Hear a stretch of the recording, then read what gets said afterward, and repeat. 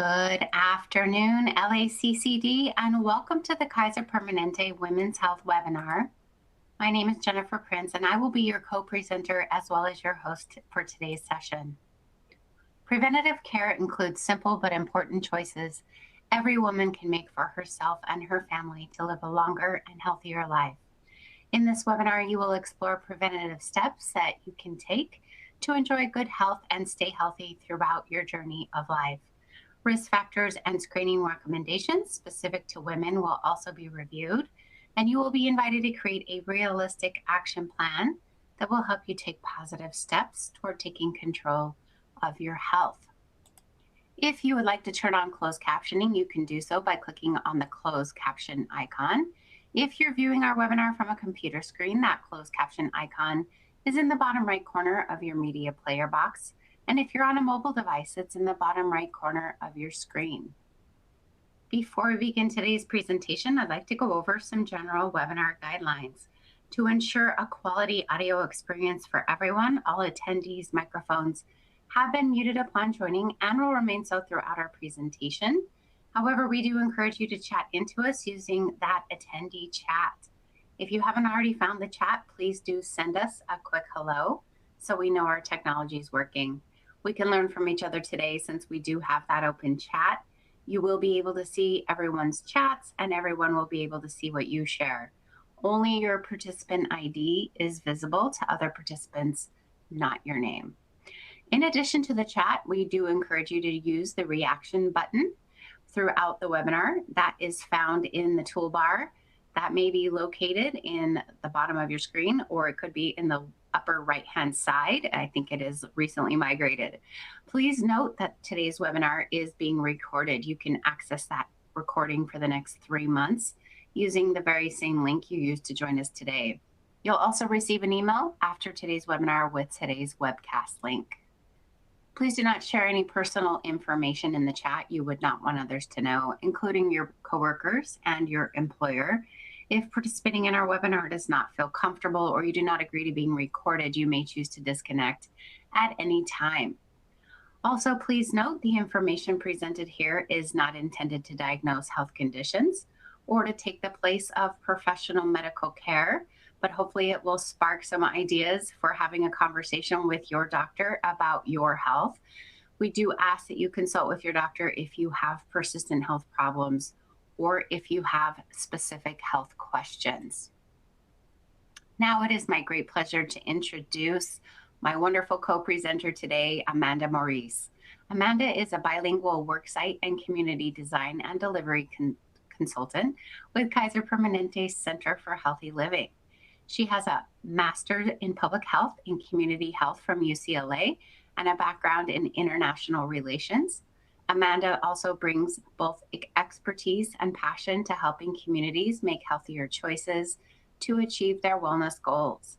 Outside of work, Amanda enjoys exploring new countries, staying active through sports like soccer and volleyball, and spending time with her family and friends. She loves connecting with people and finding fun, practical ways to make healthy living a part of everyday life. Welcome, Amanda. Thank you so much, Jen, for being my wonderful host and co-presenter with me on this really, really important topic. And thank you, everyone, for joining us. I'm so excited to be here with you all today to talk about women's health and really get into some really great resources and information for you all. Now, to begin today's session, I want to begin by understanding, what brought you into this topic today? Why is women's health important to you? And as we think a little bit about, what about this topic interests you, I'm going to go ahead and go over our agenda for today. And then, Jen, I'm going to come back to this question to see what folks are sharing with us on women's health and what they find important for them, as well as if you'd like to share with us what is important for you about this topic. So with that, just going to give you guys a few moments to think about that, and please feel free to share that in the chat with us as well. Or if something resonates with you as we go through today's content as well, please feel free to use that reaction button that Jen mentioned here a little bit earlier. So as we go over today's agenda, we're really going to start out with the foundation of our health. We need a foundation to really begin to get into these different concepts, right? We're then going to go over the overall health screening guidelines that there are in the different phases of our lives as we age. So we'll talk a little bit about those general screening guidelines, health screening guidelines. And then we're really going to be focusing today on menopause and midlife transitions. We'll also be talking a little bit about breast cancer. But we'll really dive into some of that menopause and midlife transitions. Then we're also going to be talking about, as we get all of this information, how do we maintain a healthy lifestyle? And we'll talk about some different tools in there as well. Now, if this is your first time joining us, welcome. But for those that are returning, you may have recall or remember, we do a personal action plan.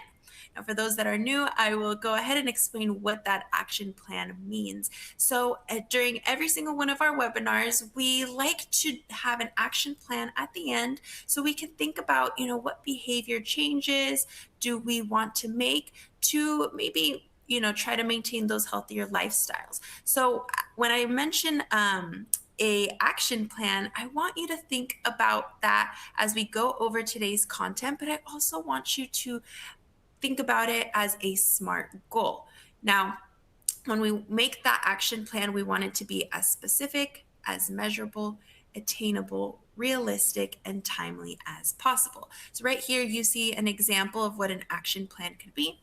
This week, I will add vegetables to at least 3 of my meals, right? It's measurable, it's timely, but it's also realistic. And I really want you to think about what is something realistically that you can either add into, maybe it's a daily routine, or maybe it's something within your week that you want to make that change. So again, try to make it as realistic as possible. And as we go through today's content, think about what that will look like for you.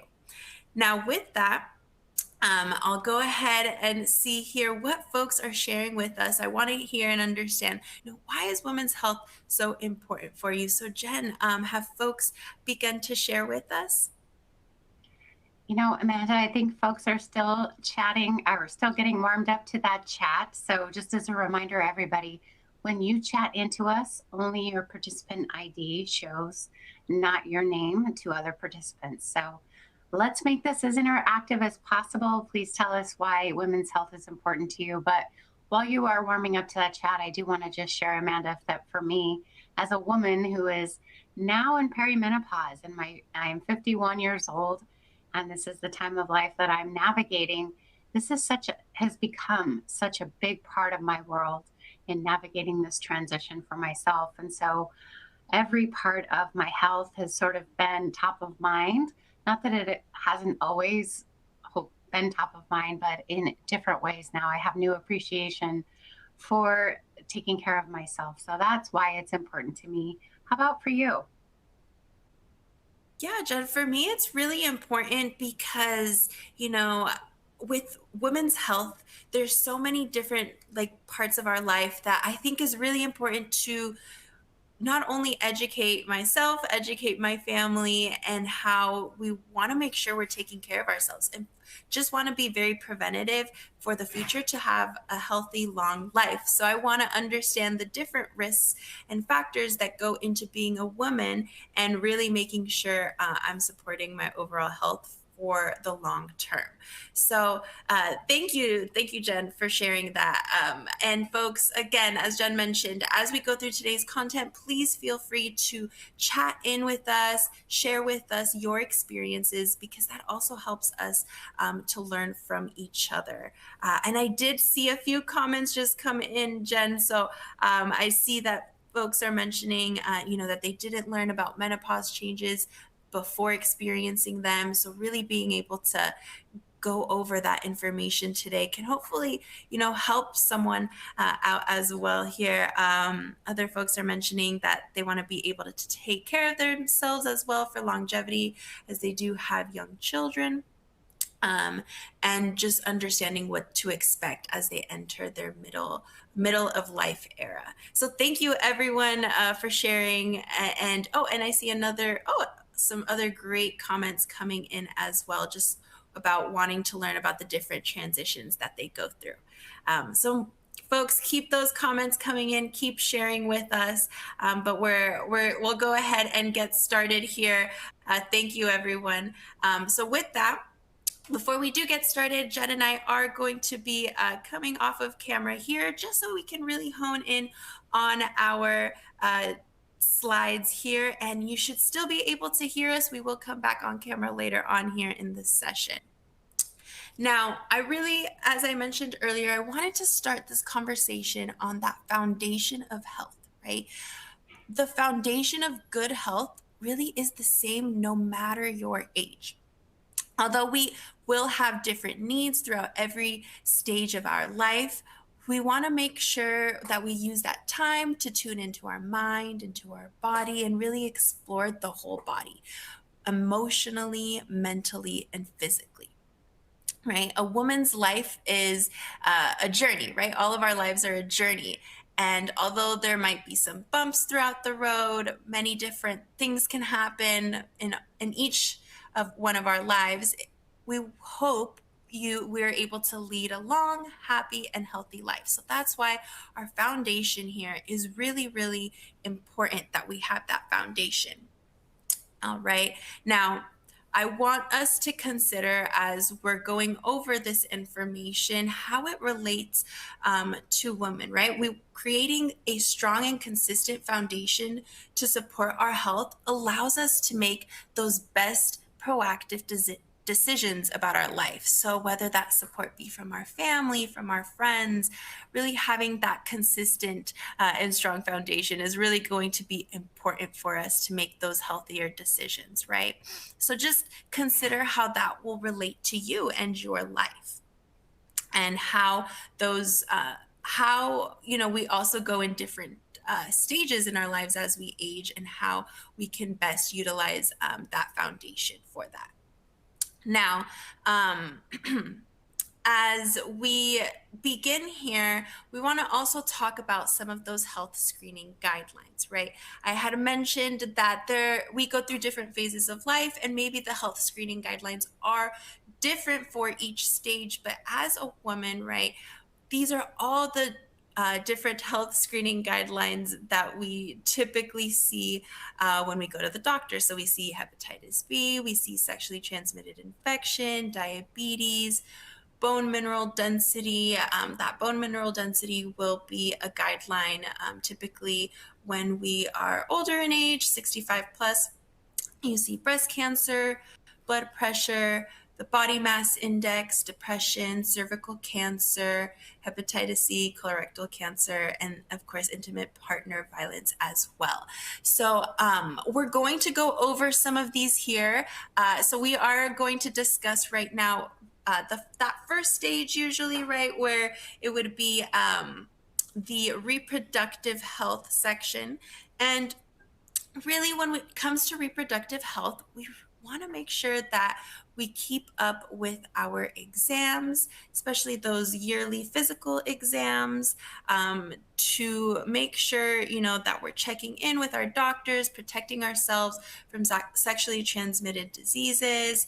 We're talking to our doctor about contraception, or if you plan to become pregnant. Now, we also have here with our team also does sessions on, pregnancy, but just if you plan to become pregnant as well, make sure you're talking to your doctor and getting checked, and making sure that you're speaking with them. Now, other things we want to discuss here is cervical cancer.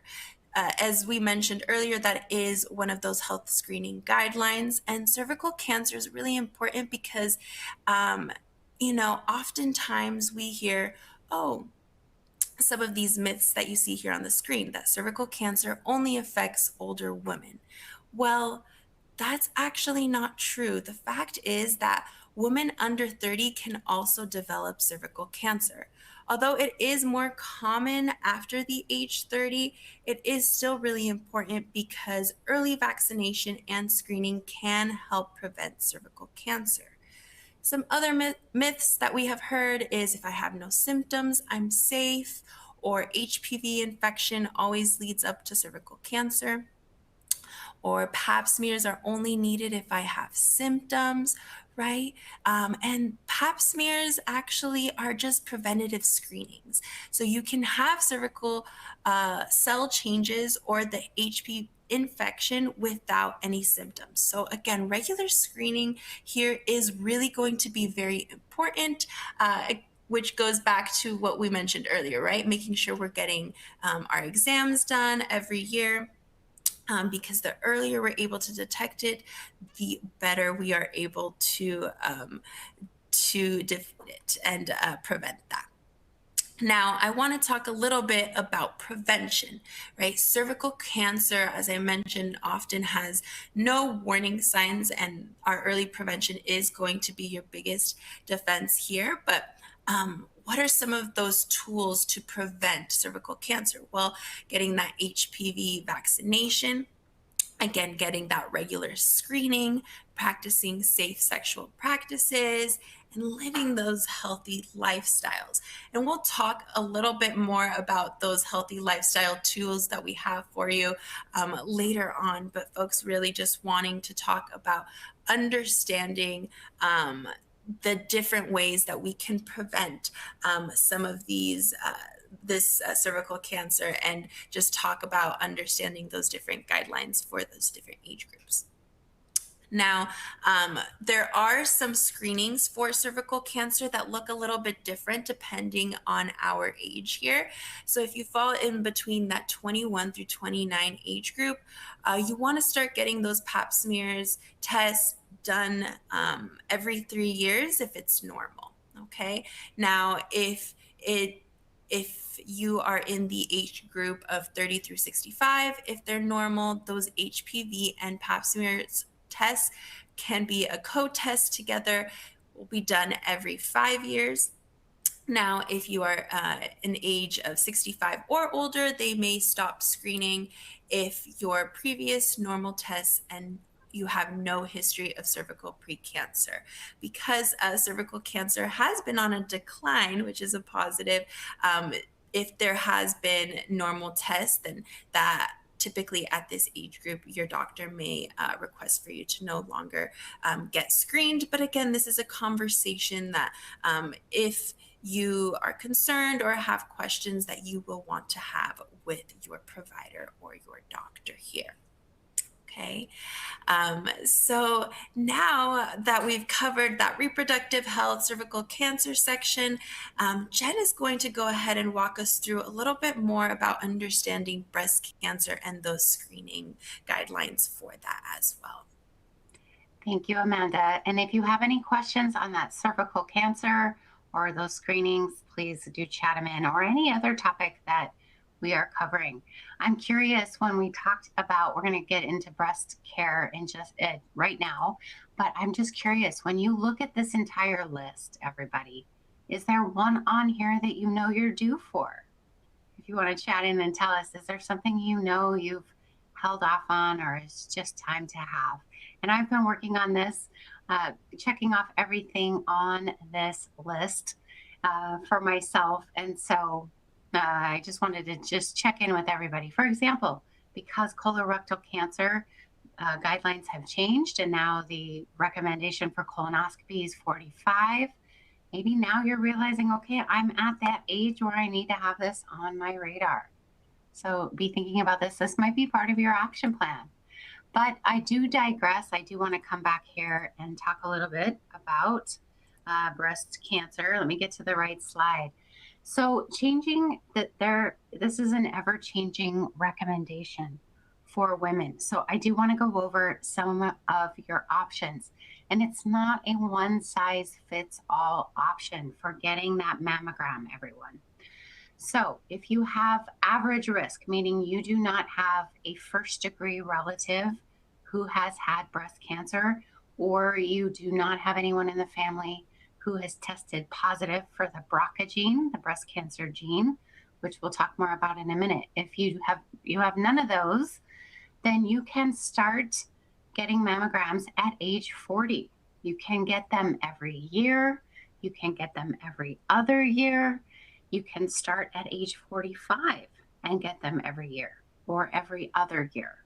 You can also get them starting at age 50, which is an older part of the recommendation, but some people still do recommend starting at 50 and going every 2 years or every year.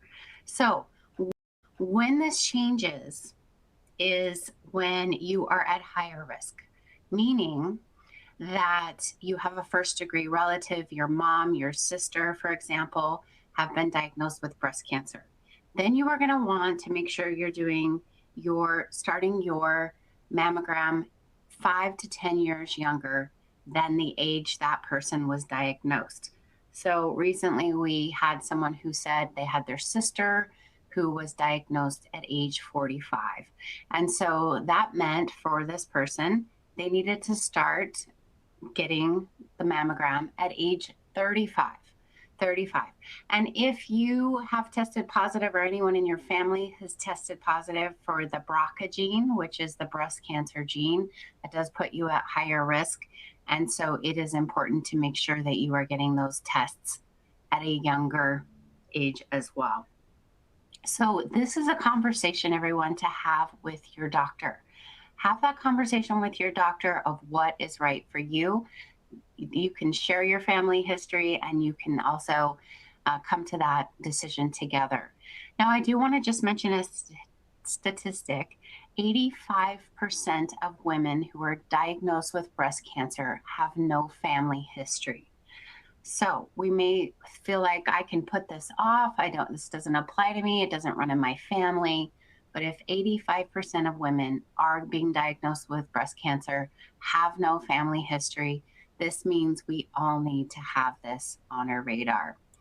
Specifically, we want to mention those two types of breast cancer genes, the BRCA1 and the BRCA2 genes do put us at greater risk. Now, who is at greater risk for having this gene?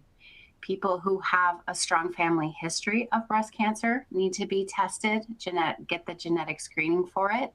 People whose background is either Ashkenazi Jewish or Eastern European ancestry are at greater risk. And then if you have, specifically, let's talk about breast tissue type. Now, there might be a certain kind of breast tissue type that you would put you at greater risk, or if you've had ovarian or fallopian tube cancer. So these are some things to keep in mind for when to start having this test. But again, only you and your doctor can decide what is right. Now, in California, we are very fortunate because when we get a mammogram, when you get the report or you get the letter in the mail that says that your tests are normal, you will also receive information on how dense your breast tissue is. And the younger we are, the more dense our breast tissue is. As we age, it becomes less dense. And the reason we want to know about that is density can make it harder to see anything that might be developing. So they will not tell you the stage of density that you have in the letter, but that's a conversation to have with your doctor when you get those results. If it does say you do have dense breasts, have the conversation with your doctor. Do I need to also, in addition to the mammogram, have, for example, an ultrasound of the breast? That might be an indication that may be recommended in addition to the mammogram. But we do know that mammogram is the most effective type of screening, the first type of screening that every woman needs. So even though it's uncomfortable, we do need to have this type of screening even before we have the ultrasound. Okay, so I've been talking for quite a while here, Amanda. I just want to pause really quickly and see what is coming uh, in the chat. Any questions?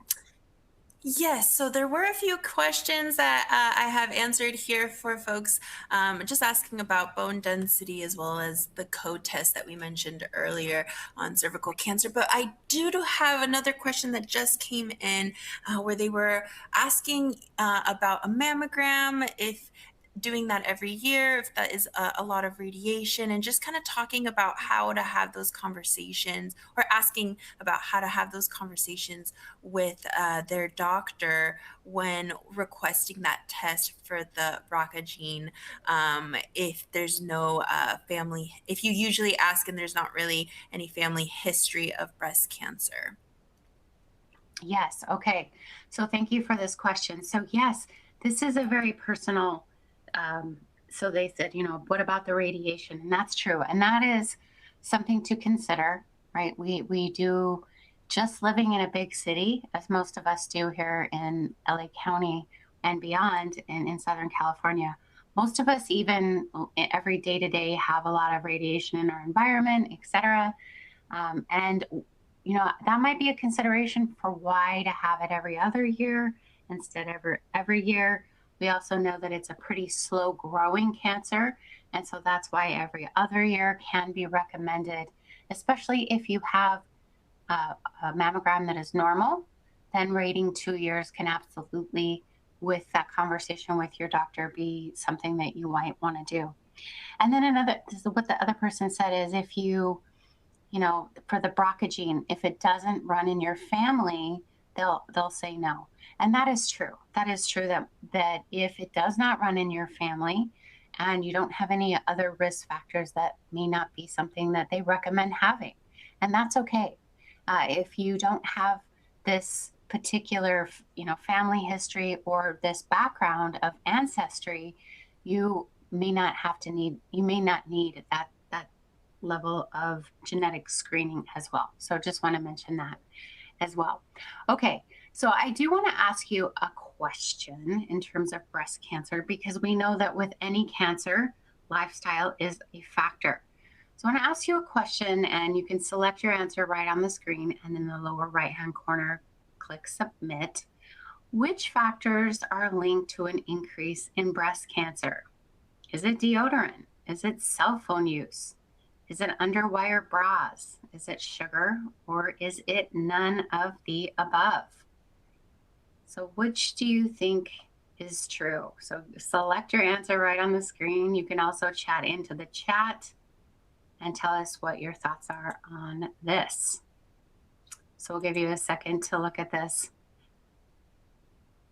And the answer that we have for this may surprise you. It does come from the Susan Komen Foundation, which is a wonderful foundation that works a lot with women's breast cancer.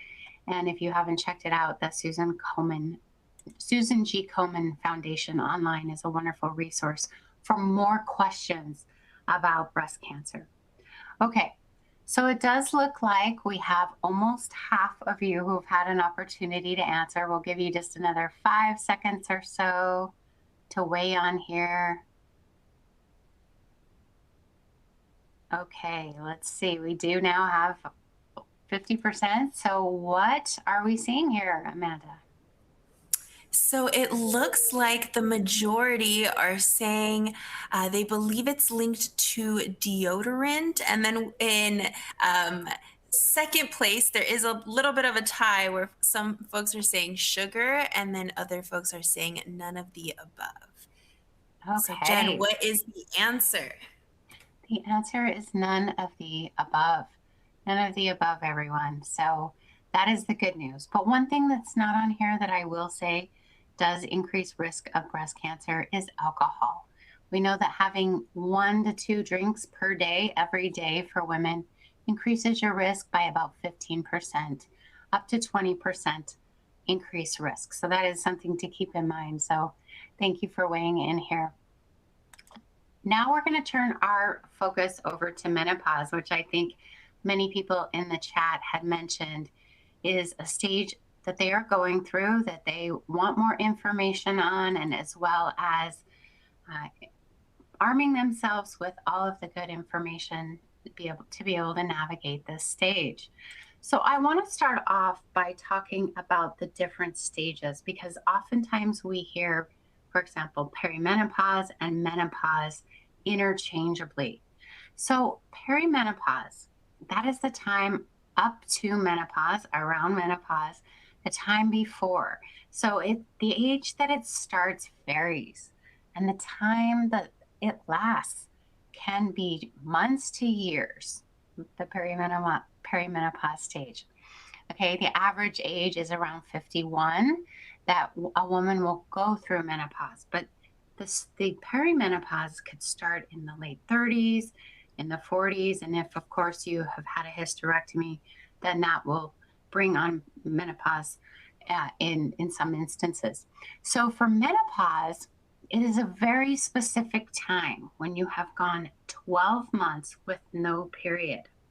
And at this exact moment, when you hit that 12-month marker, you've entered menopause.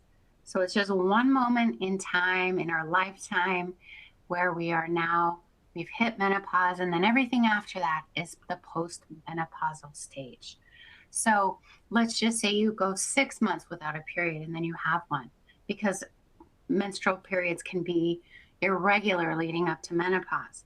Then that clock starts over, right? You've gone 6 months, you have a period, you start back over, and it has to be another 12 months past then. That's just a way that it is gauged.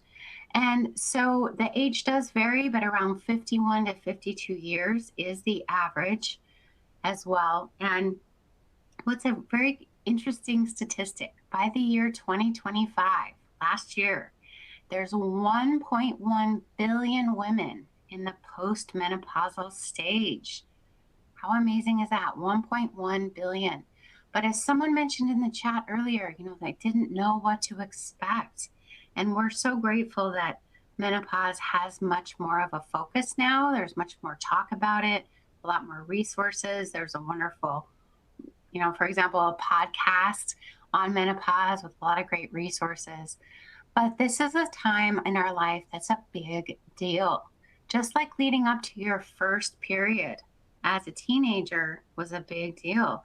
And many of us, maybe back then, may have gotten information on what to expect or may not have. And it's kind of remarkable that we're facing that again in this stage of life. And so we know that when we're going through perimenopause, menopause, postmenopause, it's not the only thing we're navigating. We're navigating our careers. Perhaps we have young children still, or we are managing teenagers, or we're empty nesters, we're taking care of parents. And so this is a big part of the picture, is navigating this area of our health, physically and mentally. So we'd love to hear from you. How are the symptoms of menopause affecting your daily life? And if you have moved through this stage and are on the other side, we'd love to hear, what effects did you feel? Or if you have not quite figured out where you are in the journey, what are some of the things that are showing up that have changed for you over time? I'll say for me, one of the things that is toughest for me is definitely shift in my sleep, as well as how much hair I have on my head. So those are two. And then also frequent urination. Those, I think, are the three top ones that come to mind for me. So, and yes, someone said, can you repeat how perimenopause is defined? It's the time leading up to menopause, all the time that, may start in your 40s, could start in your late 30s, when you start to notice shifts in how frequent your periods are. You might see some of the symptoms we're about to talk about, but it's any time up to that 12 months of going without a period. So thank you for that. And I do see that people are sharing with us. So do tell me, Amanda, what are folks sharing? Yes, Jen. So some folks are mentioning not having enough sleep and how it affects their sleep, as well as night sweats. Those are just some of those common symptoms we're seeing here. Someone also mentioned and shared with us that they are currently in that perimenopause phase, and it's really hard to navigate. And thank you so much for sharing with us that. And Jen, oftentimes I hear folks mention symptoms like hot flashes, but really I'm seeing a lot of folks mention, how much it affects their sleep. Ah, so true, so true. The sleep is an issue, and when we think about perimenopause and menopause on a chemical level, on a hormonal level, these shifts really do make sense. Not that they're easy to navigate, but these are some of the most common ones that you have mentioned. And especially one of the things we have not heard is but changes in mood, changes ups and downs in mood, feeling short tempered, feeling really quick to react. All of these things are really normal part of the transition. Okay, so one of the things also, and we're gonna talk a little bit about how to navigate some of these in just a minute, but I want to also mention that weight gain is a very common symptom, and research suggests that women in their 40s and 50s gain about a pound and a half a year. Not so sure whether it's completely associated with this hormonal change of menopause or also just the aging process. Because if you look at the men around you in this stage of life, that they are also increasing weight, possibly. And that has to do with metabolism, a decrease in metabolism, as well as muscle mass.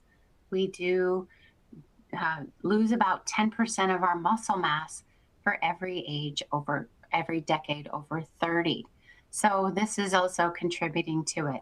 But we know that there's three keys to helping navigate menopause. So we talked a little bit earlier about how sugar isn't necessarily a factor in breast cancer, but my goodness, strength training, alcohol, and sugar are such a key to navigating menopause.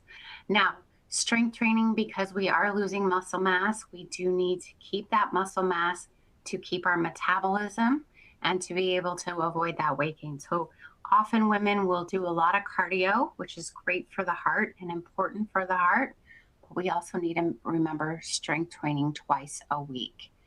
Alcohol, the way we process it, the way it affects our hormones and our hot flashes specifically, very much important to limit alcohol.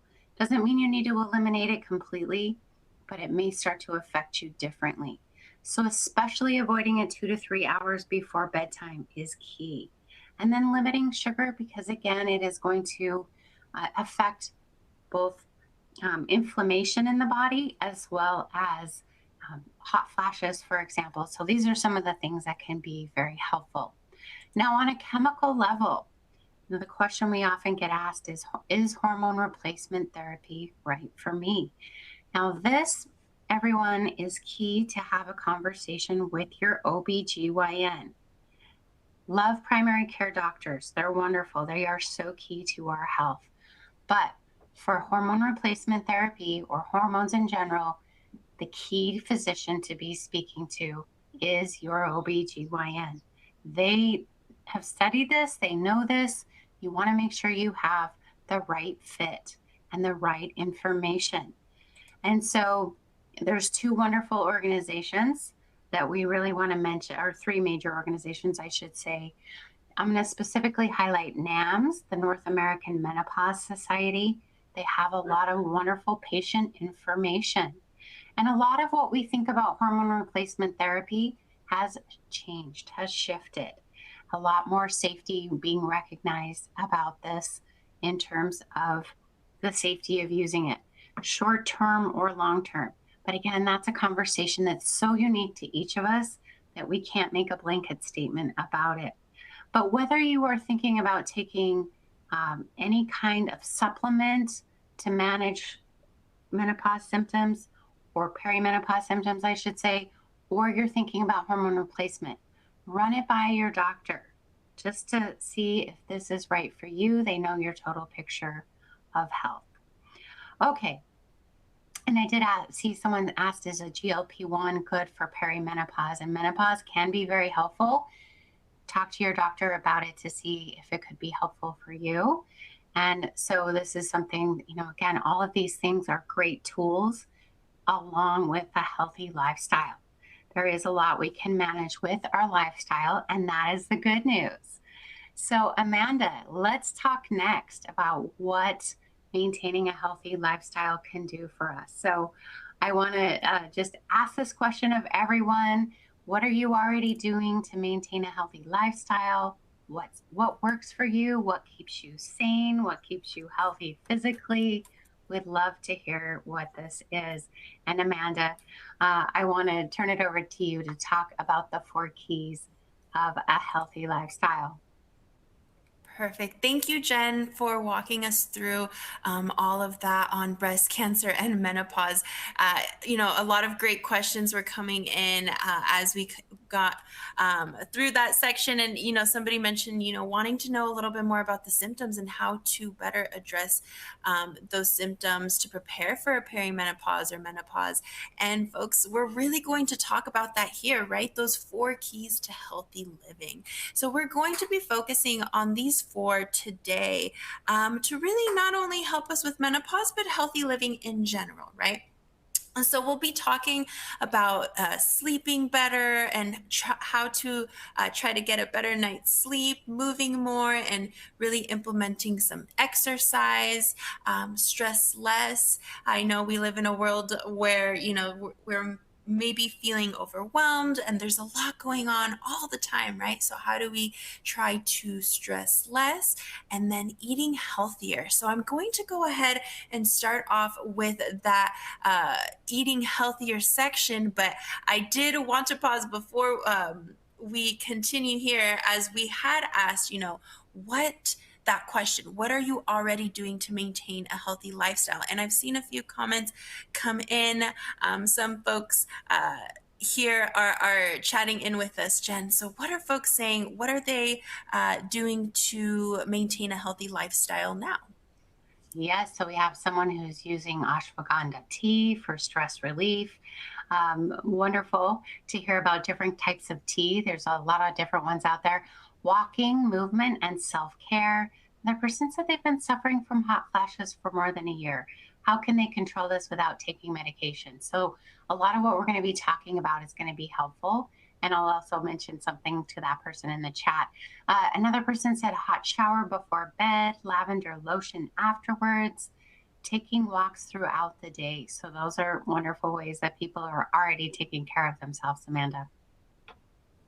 Thank you, Jen. And thank you, everyone, for sharing. This is also a great way to help others think about what they might want to implement, especially for their action plan, or maybe this is something that you're already doing, and finding others who are doing those similar things. So thank you, everyone, for sharing. Continue to share as we go through this section, but we'll go ahead and start off with that eating healthier section. So all about that healthy eating, right? Well, healthy eating is a balance. And here what you're looking at is actually something that one of our physician leaders here, he goes by Dr. Hashmi. This is the message that he shares with us, and that healthy eating is all about balance. Now, one thing that we know is that we want to eat more vegetables, more fruits, more whole grains, seafoods, nuts, and legumes. So legumes can be things like beans or lentils, right?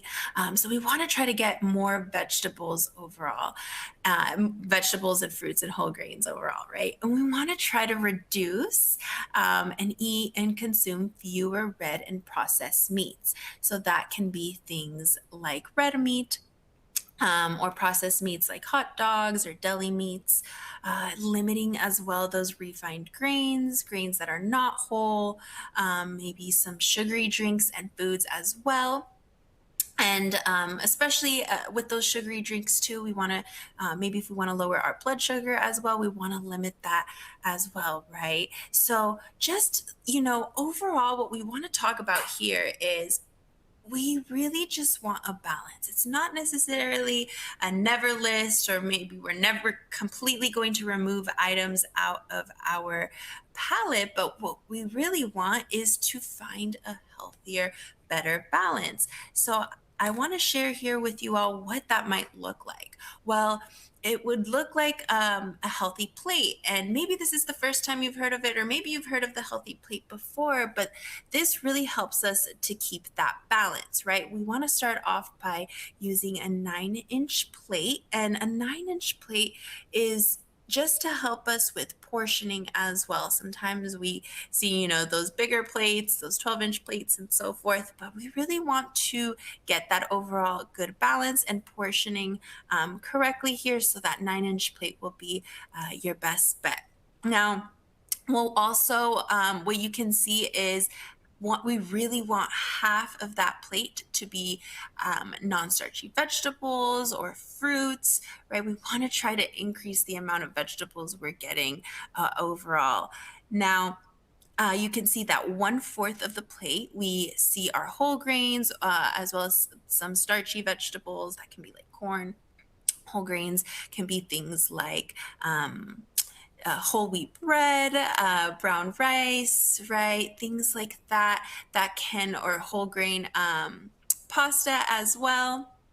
So just really, we still want to eat those carbohydrates. Carbohydrates are great for energy, right? But we just want to maybe stick to that whole grain instead there, and really look at those portions, right? Now, on the left-hand side, we see that 1/4 plate of that healthy protein. So again, maybe limiting those red meats if possible, and processed meats if possible. Things like chicken, we can have seafood or fish. Salmon is often a choice I hear a lot of folks mention, or different fishes as well. So just think about, is your plate looking similar to this healthy plate? Can you relate to that? Have you heard of the healthy plate? And this could be a great tool for you all. Now, on the left-hand side, we're also sharing with you consuming water. We want to consume about 64 ounces of water a day. Now, a lot of times I hear folks say, well, water can get boring. It doesn't have a flavor. I still miss that sugary drink, right? Well, maybe instead of going for that sugary drink, what we can do, and to make water a little bit more fun, is we can cut up some maybe fruits and add that into our water. So maybe something as simple as cutting up lemon or lime or mint, or maybe you can add some strawberries or pineapple into the water, right, to give it a little bit of flavor. But we want to be a little bit more mindful of making sure not only we're getting those 64 ounces of water a day, but limiting those sugary drinks overall. And then we have some healthy fats as well. So for healthy fats, that is things like nuts or olive oil, avocados as well, right? Maybe some of those chia seeds. Chia seeds are also great for heart health as well. They're filled with great omega-3.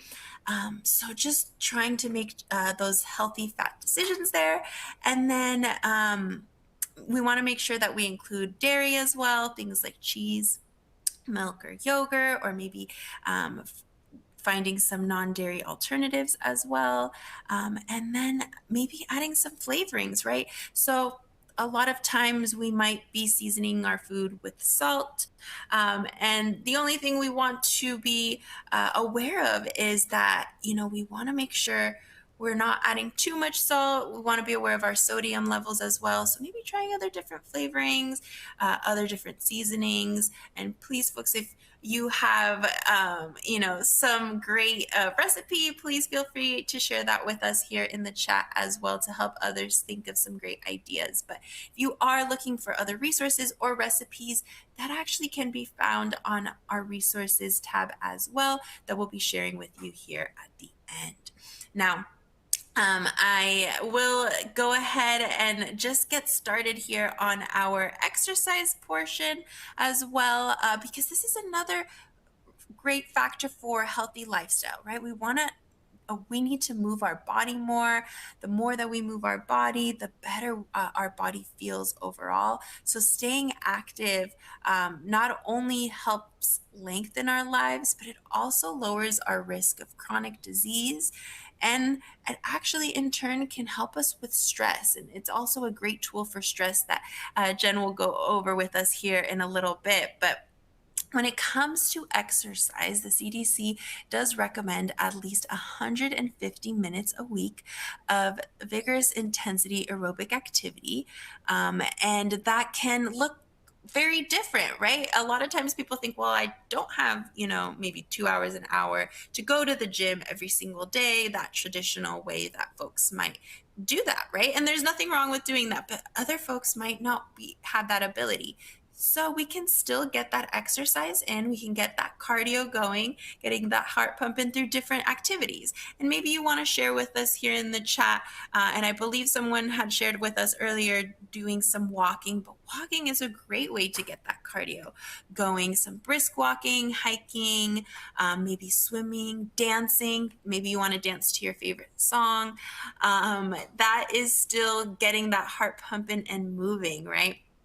That is really the focus here of getting ourselves to move around, or bicycling. Maybe if you like sports, running sports like soccer, basketball, and tennis. So folks, share with us here, do you participate in any of these activities that we're sharing here with you, or do you have any activities you want to share with us? But we can still implement that exercise at home as well, right? It can be things like getting some yard work done, doing some heavy gardening.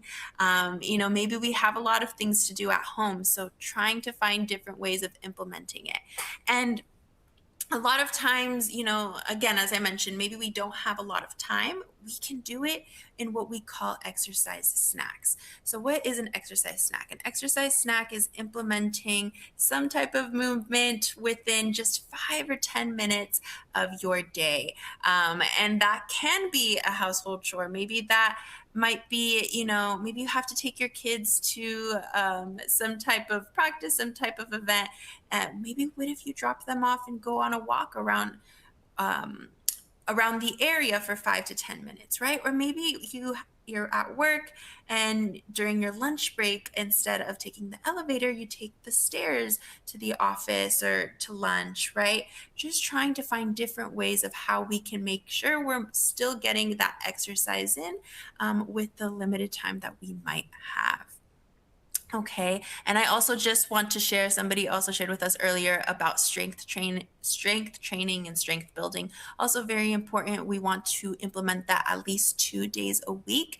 And there's many different ways that we can also implement that. Again, heavy gardening, yoga, Tai Chi, Pilates, and we have some great exercise videos for you all here in the resources that we'll be going over shortly. But I want to make sure we have enough time to get through the rest of the content. So Jen, are there any questions that are coming in the chat, or folks sharing some of the ways they get to move in?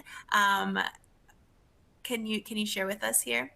Yes. So I did want to say that somebody was mentioning that that's when they get their walking in, is those breaks. So wonderful. And then another person said they play with their kids. They stand and walk at work. So wonderful, that opportunistic and fun way to be active. I also did share in the chat 2 resources. One is the Food for Health link to our recipes, but also typed in Positive Choice, where you can get those snack size exercise videos, as well as some cooking demos, for example. So do check those out.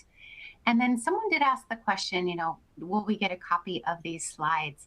And actually, you can share the link, not the one that you got that you will get after the webinar with the recording, but you can send the original link to people, and they can listen to the recording, which will be available for 3 months.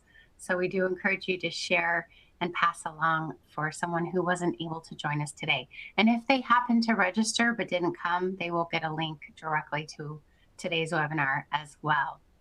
Okay, So I know in the interest of time, I just want to briefly mention sleep and how key it is to get that good night's sleep, especially to keep our hormones in balance, which is no small feat if we are waking up with hot flashes or if our hormones are disrupting our sleep.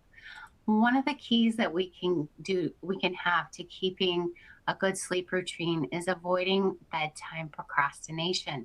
So many of us have hectic schedules, and putting ourselves to bed at a decent time can be a challenge. But we do know that that is key to many of our health benefits, especially in navigating menopause, is consistent sleep.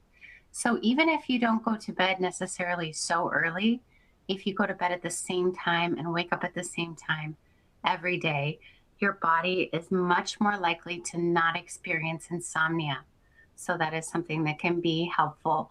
And then scheduling in some downtime throughout the day so you don't feel like late at night is the only time to get that downtime can be helpful. I also want to mention in terms of managing stress, right? All of what we're talking about in terms of healthy lifestyle is wonderful. But if our stress level is high, we know that we may not do these things for ourselves. So we know that exercise is wonderful for stress reduction. Another thing we do want to mention is asking for help. It is a sign of strength to ask for help, not a weakness. And so many of us have not been so good at doing that. But the more, especially as we get to this stage of life, the more we ask for help, the better. And then time out of time, downtime for ourselves to relax is no longer a luxury, especially by midlife and beyond. We need that time to rejuvenate, to be able to give to others. So I know we went through these last two sections very quickly, but thinking about what might work for you, let's next talk about the action plan. So, Amanda, I'm going to turn it back over to you to talk about the action plan. Perfect. Thank you, Jen, for that great information. And thank you, everyone, for sharing in the comments with us as well. So, with that, I do want to go back to that action plan we were talking about earlier, right? And if you can all share with us here in the chat what that action plan will be. And we really want to think about what is that first step you would like to take this week. After all the content we talked about today, how can you implement that into your own life, right? And we'll go back. I want to share again what we want that action plan to look like. We want to make it a SMART goal. Again, as specific, measurable, attainable, and realistic and timely as possible. Again, we want to really, start off with maybe a small change, because big change can make it difficult, right? Sometimes to really make it attainable and realistic to add into our daily lives. So just think about what that one small change can be for you. Maybe it's adding a walk, or maybe it's adding the exercise videos that we shared with you all into your daily or weekly routine. So as you all maybe want to share with us here in the chat, I'm going to go over some of those resources that we have for you all. First one being that EAP resources here. This is all also going to be found again on that paperclip icon that you might see at the bottom or at the top of your toolbar page here. But you will be able to access all of this information there. Now, we also have our kp.org Center for Healthy Living website. This is the department that Jen and I work for, and you're able to find some great wellness tools, not on just the information we discussed today, but many different topics and in general, popular health topics that can be useful for you. We have handouts, recipes, a lot of great information. So please feel free to visit our website here, as well as wellness coaching by phone. So this is a benefit provided to Kaiser members. So if you're a Kaiser member, you are able to get support over the phone with one of our health coaches to maybe work on that action plan or talk about some healthy changes where they will work one-on-one with you. If you're not a Kaiser Permanente member, no problem. We just recommend that you connect with your health insurance provider to see if they provide a similar benefit for you as well. Now we have our exercise resources. Again, this resource is available to all, whether you're a Kaiser Permanente member or not. You can visit our websites here, and we have exercise snacks videos, exercise videos, just different fitness offerings that we have. So please feel free to visit our sites here as well. And then finally, we have our self-care app for emotional wellness. So this is our Calm and Headspace app, especially for those that mentioned maybe that they were struggling with sleep. The Calm app can be a great resource, and you are able to, this is available, these two apps are available to all everyone, and not just Kaiser Permanente members. But if you are a Kaiser Permanente member, you are able to get the premium version of both of these apps at no cost to you. Now, the Calm app does provide great resources for sleep, meditation, and relaxation. And the Headspace app does provide a texting-based support and coaching, and these are available 24/7. So if you are interested, you can scan that QR code, or again, find that link in our resource page as well. Now, I know we are a little bit over time here, Jen, but I want to see what were any of the folks able to share with us their action plans? Yes, we did have a wonderful action plan that was shared, and that is to fit in more movement into their busy schedule. So thank you for sharing that. Thank you, everyone. And thank you, Jen, for being my wonderful co-presenter today. I will go ahead and hand it over to you to close us out. Wonderful. We want to thank everyone again for joining us today. I did share the link if you are interested in sharing it with someone who didn't join us today. But we want to ask you one last favor before you go, and that is to complete the survey that will pop up on your screen once our webinar does end. We do read each and every survey, and we value your feedback. Thank you again for joining us. We do wish you all the best with your action plans and look forward to seeing you again soon, everyone. Be well.